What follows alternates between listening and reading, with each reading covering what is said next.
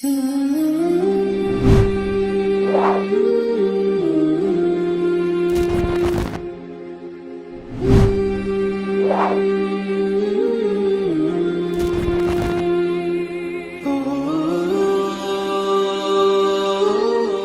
اللہ الرحمن الرحیم۔ مختصر القدوری کا چھٹا باب ہے کتاب الصلاۃ، سبق نمبر 1 میں خوش آمدید۔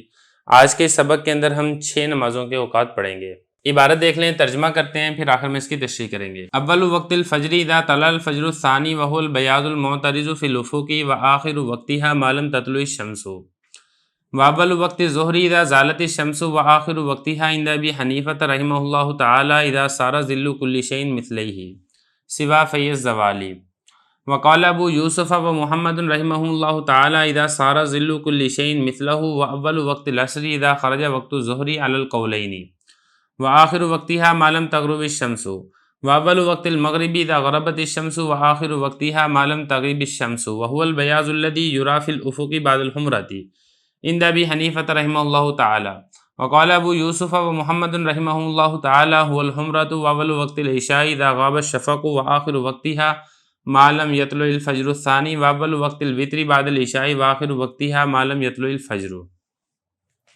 عبارت ہوگی، اس کا ترجمہ دیکھ لیں پھر تشریح کرتے ہیں۔ فجر کا اول وقت اس وقت ہے جب فجر ثانی طلوع ہو جائے، اور وہ چوڑی سفیدی ہے جو کہ افق میں ہوتی ہے، اور اس کا آخری وقت وہ ہے جب تک سورج طلوع نہ ہو، اور ظہر کا اول وقت وہ ہے جب سورج زائل ہو جائے، اور اس کا آخری وقت امام ابو حنیفہ رحمہ اللہ تعالیٰ کے نزدیک جب ہر چیز کا سایہ دو مثل ہو جائے سوائے زوال کے سائے کے، اور صاحبین رحمہ اللہ تعالیٰ فرماتے ہیں جب ہر چیز کا سایہ ایک مثل ہو جائے، اور اول وقت اس وقت ہے جب ظہر کا وقت نکل جائے دونوں قولوں کے مطابق، اور آخر وقت اس وقت ہے جب سورج غروب ہو جائے، اور اول وقت مغرب کا اس وقت ہے جب سورج غروب ہو جائے، اور آخر وقت اس وقت ہے جب تک سورج چھپ نہ جائے، غائب نہ ہو جائے، اور یہ وہ سفیدی ہے جو کہ افق میں نظر آتی ہے سرخی کے بعد امام ابو حنیفہ رحمہ اللہ تعالیٰ کے نزدیک، اور صاحبین رحمہ اللہ تعالیٰ فرماتے ہیں اور وہ سرخی ہے، اور عشاء کا اول وقت اس وقت ہے جس وقت شفق غائب ہو جائے، اور آخر وقت اس وقت تک ہے جب تک فجر ثانی طلوع نہ ہو جائے، اور وتر کا اول وقت عشاء کے بعد ہے، اور آخر وقت اس وقت ہے جب تک سورج طلوع نہ ہو جائے۔ عبارت اور ترجمہ ہو چکا، اب چلتے ہیں اس کی تشریح کی طرح۔ دیکھیں یہاں سے کتاب الصلاۃ شروع ہو رہا ہے۔ اس سے پہلے کتاب الطہارہ مکمل تفصیل سے آپ پڑھ چکے ہیں، وہاں پر پاکی ناپاکی کے مکمل مسائل ہم تفصیل سے سمجھ چکے ہیں۔ اب پاکی حاصل کرنے کے بعد اگلا مرحلہ ہوتا ہے نماز پڑھنے کا، تو اس لیے اس کتاب یعنی اس باب کے اندر نماز سے متعلقہ تمام احکامات کو بیان کیا جائے گا۔ تو سب سے پہلا حکم جو آج کے سبق میں ہم نے پڑھنا ہے وہ یہ ہے کہ جو 6 نمازیں ہیں، ان 6 نمازوں کے اوقات کون کون سے ہیں۔ 5 نمازیں تو فرض نمازیں ہیں، اور 6ٹھی نماز وتر کی ہے جو کہ واجب ہوتی ہے۔ سب سے پہلے بتا رہے ہیں فجر کا وقت۔ فجر کا وقت بتا رہے ہیں کہ جس وقت فجر ثانی طلوع ہو۔ فجر ثانی کسے کہتے ہیں وہ بتاتے ہیں۔ وَهُوَ الْبَيَاضُ الْمُعْتَرِضُ فِي الْأُفُقِ۔ سب سے پہلے آپ افق سمجھیں، افق کسے کہتے ہیں؟ افق کہتے ہیں آسمان کے کناروں کو۔ جس وقت آپ اوپر آسمان کی طرف دیکھتے ہیں تو آسمان کا وہ والا حصہ جو آپ کو دور زمین کے ساتھ ملا ہوا نظر آتا ہے، دائیں طرف بھی اور بائیں طرف بھی، یہ والا جو کنارہ ہے آسمان کا جو زمین سے ملا ہوا نظر آتا ہے، اس کو کہتے ہیں افق۔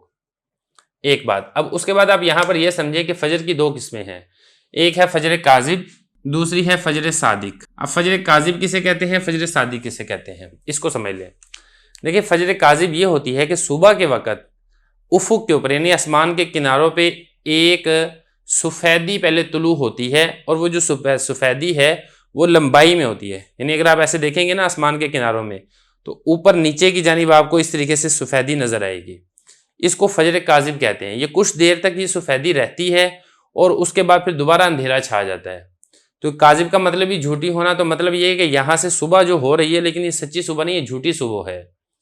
تو وہ پہلے ایک مرتبہ رہتی ہے سفیدی اس طریقے سے لمبائی میں، اس کے بعد یہ غروب ہو جاتی ہے یعنی ختم ہو جاتی ہے، پھر دوبارہ اندھیرا چھا جاتا ہے۔ اس کے بعد پھر اگر آپ غور کریں گے تو پھر چوڑائی کے اندر سفیدی پھیلنی شروع ہوتی ہے، یہ لمبائی میں نہیں ہوتی بلکہ یہ چوڑائی میں ہوتی ہے، کناروں میں۔ تو ایسے کناروں میں اگر آپ غور کریں گے تو چوڑائی میں سفیدی پھیلتے پھیلتے پھیلتے پھیلتے وہ پھر آخرکار دن طلوع ہو جاتا ہے۔ یہ سچی صبح ہوتی ہے کیونکہ اس کے بعد پھر اندھیرا نہیں چھاتا بلکہ اس کے بعد پھر دن طلوع ہوتا ہے۔ تو یہ فرما رہے ہیں کہ جس وقت فجر ثانی طلوع ہو جائے یعنی فجر کاذب کے بعد اندھیرا چھا جائے، اس کے بعد جب چوڑائی میں سفیدی پھیلنی شروع ہو جائے، اس وقت فجر کا وقت شروع ہوتا ہے۔ یہ فرمایا کہ یہ وہ سفیدی المعترض جو چوڑائی میں پھیلتی ہے، لمبائی میں نہیں پھیلتی، افق میں، آسمان کے کناروں میں، یہاں سے فجر کا وقت شروع ہوگا۔ وآخر وقتها، اور فجر کا آخری وقت کب ہے؟ ما لم تطلع الشمس، جب تک سورج طلوع نہیں ہوتا۔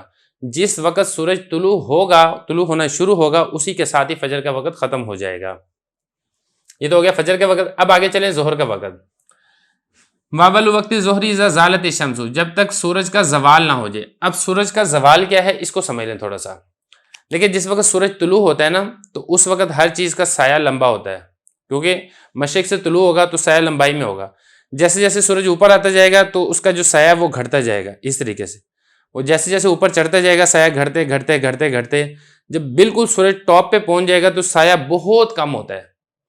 اس کے بعد پھر جیسے جیسے سورج دوبارہ ڈھلنا شروع ہو جائے گا، اوپر ٹاپ کے اوپر پہنچنے کے بعد جب نیچے آنا شروع ہوگا تو سایہ دوبارہ بڑھنا شروع ہو جائے گا۔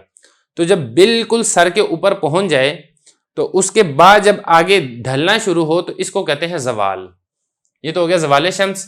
تو جس وقت بتا رہے ہیں کہ زوال شمس شروع ہو، یعنی سورج بالکل اوپر آنے کے بعد جب نیچے جانا شروع ہوگا تو اسی کے ساتھ ہی ظہر کا وقت شروع ہو جائے گا۔ وآخر وقت عند ابی حنیفہ تھا، اور اس کا آخری وقت کب ہے؟ یعنی ظہر کا وقت شروع تو آپ نے پڑھ لیا کہ اس وقت ظہر کا وقت شروع ہوگا، لیکن رہے گا کب تک وہ بتا رہے ہیں۔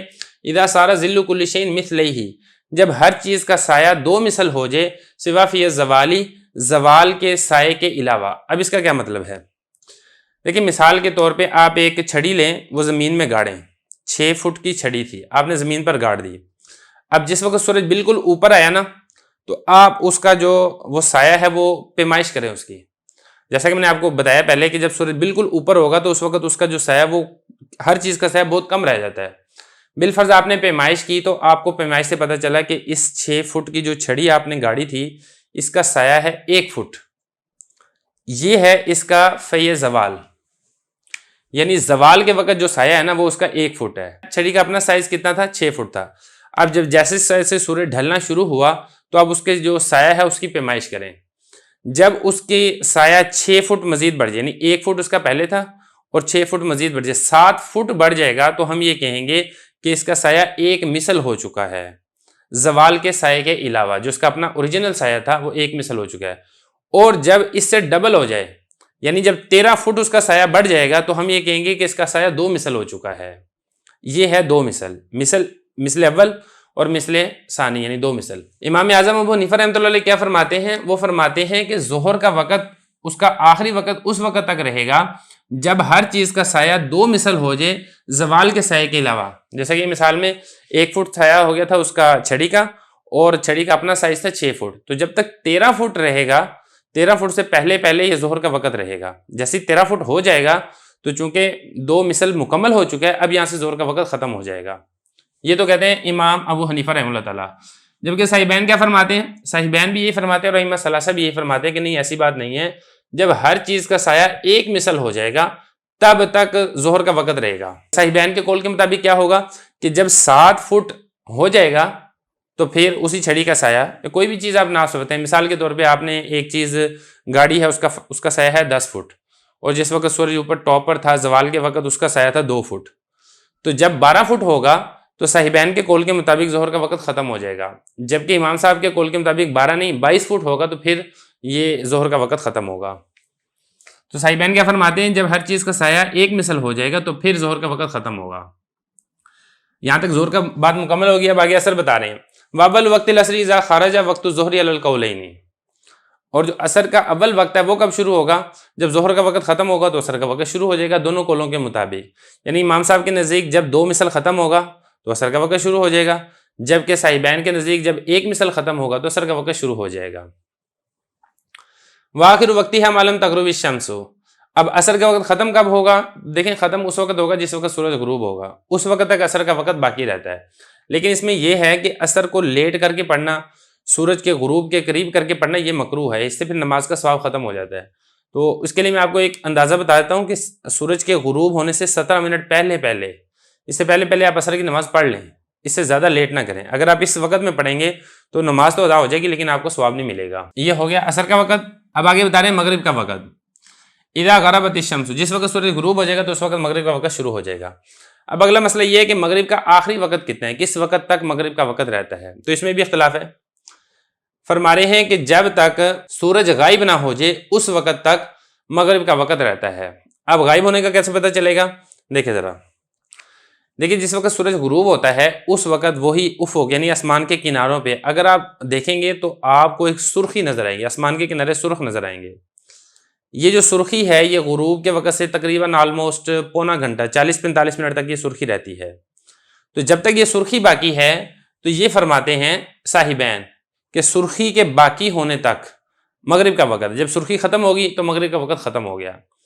جبکہ امام صاحب فرماتے ہیں کہ نہیں، اس کو کہتے ہیں جو سرخی ہوتی ہے نا، اس کو کہتے ہیں شفق احمر۔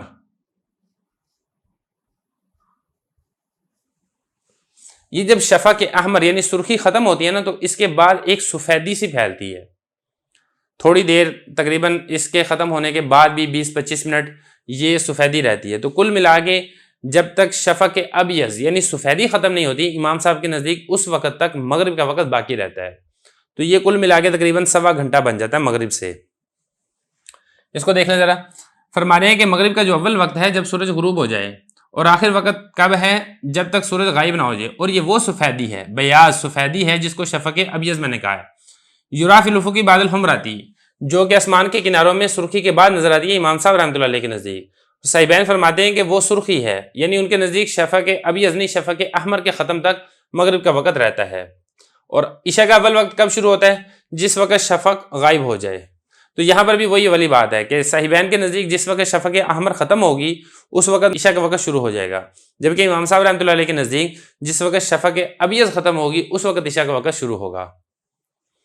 اور عشاء کا وقت رہے گا کب تک؟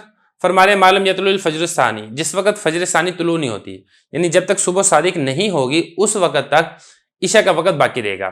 لیکن اس میں یہ ہے کہ جو آپ اول وقت میں عشاء پڑھیں اس کا ثواب زیادہ ہے۔ رات کے اگر 3 حصے کریں نا تو پہلے حصے میں آپ پڑھ لیں ثواب زیادہ ہے، دوسرے حصے میں پڑھیں ثواب کم ہے، اور تیسرے حصے تک اس کو لے کر جانا عشاء کی نماز کو بغیر کسی وجہ کے اور تاخیر کر کے پڑھنا یہ مکروہ ہے، اس سے پھر ثواب نہیں ملتا نماز کا۔ یہ تو ہو گیا عشاء کی نماز کا وقت۔ آگے وتر کی نماز کا وقت۔ وتر کی نماز کا جو وقت ہے وہ عشاء کے بعد ہے، اور آخری وقت کب ہے؟ جب تک سورج طلوع نہ ہو، یہ وتر کی نماز کا وقت ہوتا ہے۔ لیکن اس میں یہ ہے کہ جو اب وتر ہے آپ اس کو مؤخر کریں، یہ ضروری نہیں ہے کہ آپ عشاء کی فوراً بعد پڑھیں۔ اگر آپ رات کی تہجد میں اٹھنے کی ترتیب ہے تو آپ کوشش کریں جس وقت آپ رات تہجد میں اٹھیں تو تہجد کی نماز پڑھنے کے بعد آخری نماز جو ہے وہ وتر پڑھیں، یہ سنت ہے۔ تو بہرحال یہ نمازوں کے اوقات ہیں، کون سی نماز کا وقت کس وقت شروع ہو رہا ہے کس وقت ختم ہو رہا ہے۔ تو آج کے دور میں تو بہت آسان ہے، آپ گوگل کے اوپر سرچ کر لیں اسلامک پریئر ٹائمز۔ پاکستان کے اندر تو خاص طور پہ کراچی کی یونیورسٹی ہے، وہ نمازوں کی اوقات جو ہے وہ سارے ان کے آ رہے ہوتے ہیں گوگل کے اوپر، اور ہر شہر کے اعتبار سے مختلف ہوتا ہے۔ تو وہاں سے آپ دیکھیں نماز کا وقت آرام سے پڑھ سکتے ہیں، کون سی نماز کا وقت ابھی باقی ہے، کون سی نماز کا وقت ابھی ختم ہو چکا ہے۔ اس کے علاوہ نقشہ جات بھی ملتے ہیں، جنتریاں بھی ملتی ہیں، تو کسی مستند ادارے کے اگر آپ کے پاس نقشہ ہے وہ بھی اپنے پاس رکھ سکتے ہیں۔ تو بہرحال یہ نماز کے اوقات ہیں، تو ان کو انہی اوقات کے اندر پڑھنا یہ ضروری ہے۔ اگر آپ ان اوقات کے علاوہ پڑھیں گے تو پھر وہ ادا نہیں ہوگی بلکہ وہ قضا ہو جائے گی۔